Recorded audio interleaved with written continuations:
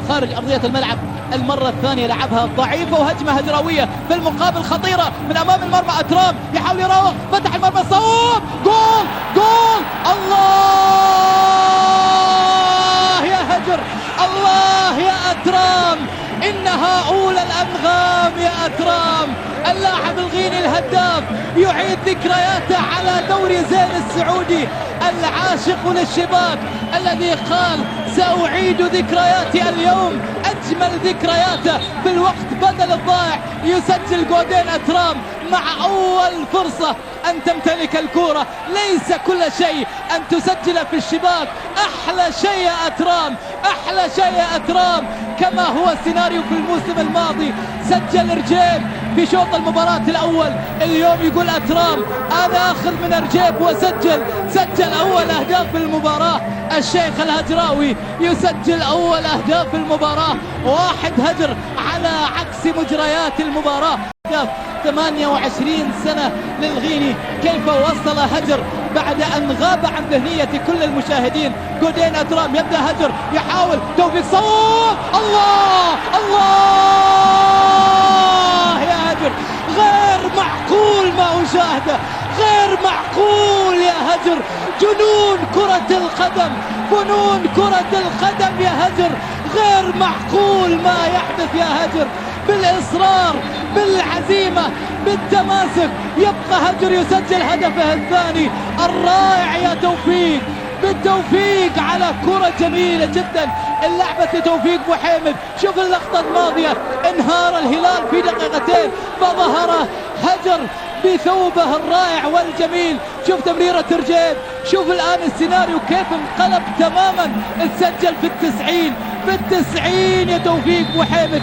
لقطة جميلة ورائعة مرت على العتيبي. سيداتي آنساتي سادتي، سيناريو هل كنتم تتوقعوه؟ أبدا، لا كل المحللين ولا كل المتابعين على فرحة هجر.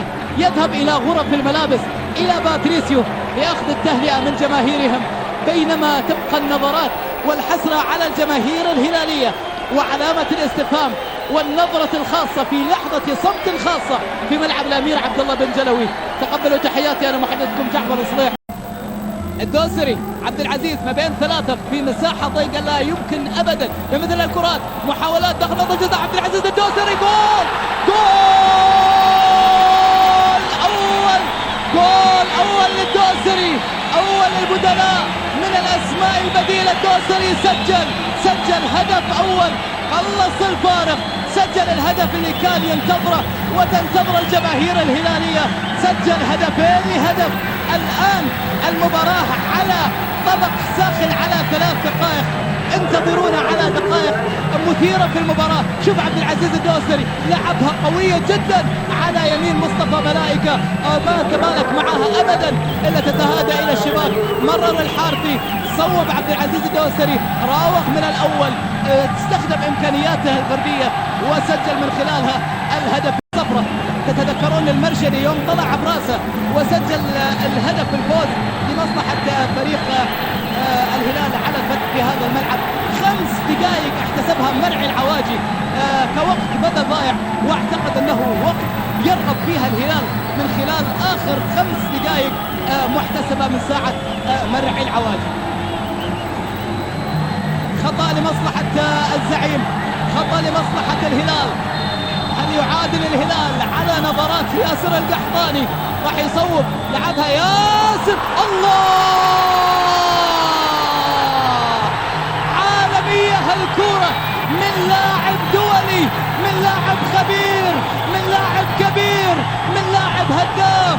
ياسر القحطاني سجل في آخر الثواني، ياسر القحطاني وداها في 90 في ساعة 90.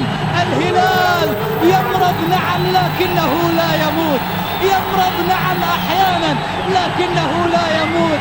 الزعيم يبقى الزعيم، يبقى الزعيم مهما كانت عقارب الساعة تدور أو تلف. ياسر القحطاني يسجل في آخر الثواني. الله يا ياسر القحطاني، بإمتاع وإتقان القحطاني سجل هدف رائع وداها في 90.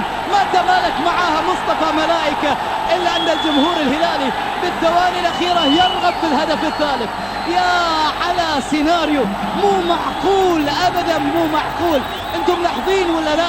في سيناريو كان في آخر شوط المباراة الأول كتب بأقلام هجراوية لباتريسيو، وسيناريو كتب بأقلام زعيمية للهلال بهذا الرجل أنطوان كومبواريه في آخر الدقائق.